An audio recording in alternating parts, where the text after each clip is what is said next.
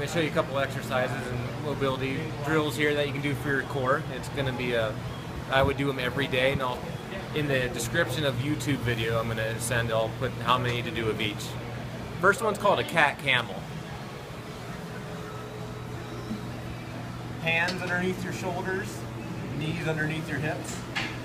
You're going to take your whole entire spine through flexion and extension.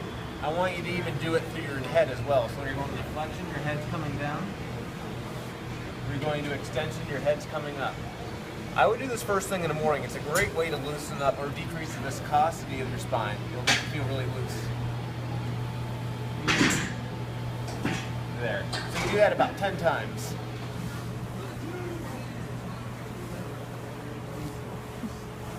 The next one's called a McGill sit-up. You're going to position yourself one leg straight, one leg bent. You're going to have a space between your lower back and the ground. I want you to try to maintain that the whole time you're doing these. You can place your hand behind your head. You're going to keep your chin tucked like you're giving yourself a double chin.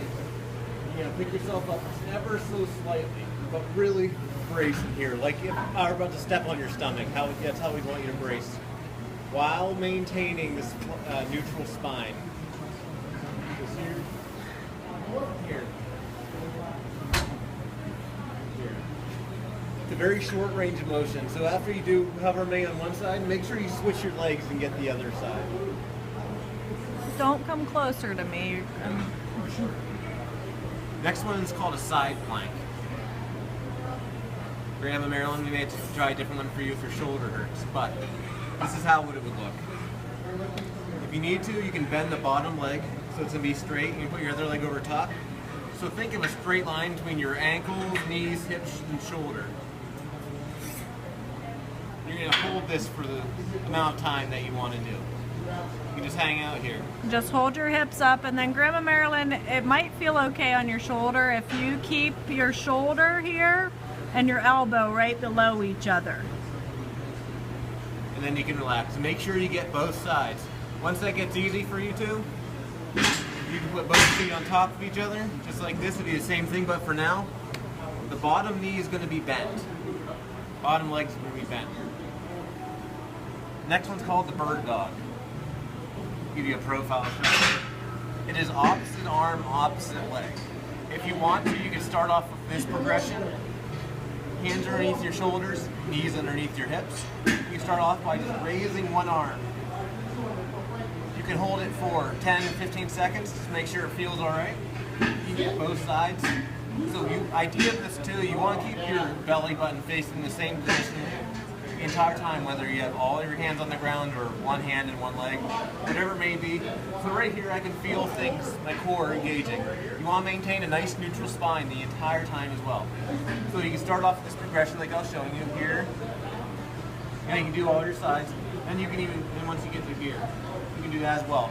Those are easy for you, which they probably will be. Opposite arm, opposite leg, belly buttons facing the same direction, core is engaged. Hold there for, let's start at 5 seconds. You come back down. You see Dave's keeping a neutral spine, back is parallel, and he's tightening his whole body and making it rigid.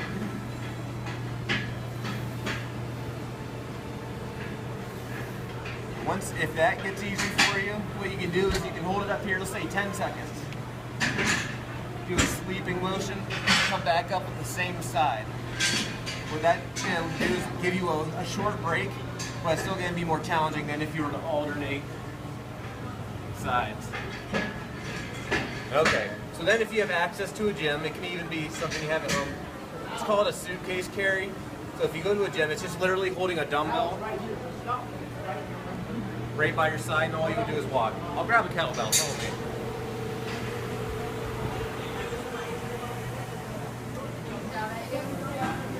It would be just like such, staying nice and tall and carry a heavy weight around.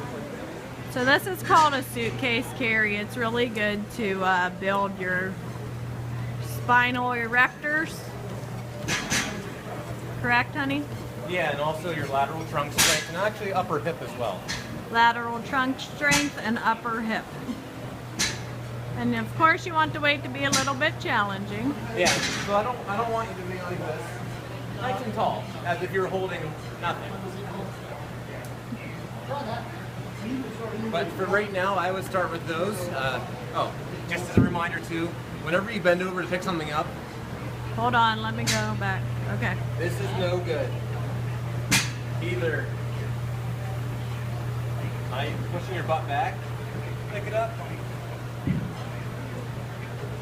a lunge down to get it if you need it, or a squat. No See bend. how Dave's keeping his back neutral that whole entire time. Bad. That's a no-no. Bad. Good. Good. Good. So I'm gonna post on YouTube. I'll put the amount of reps and things to do in there. Good luck. Bye.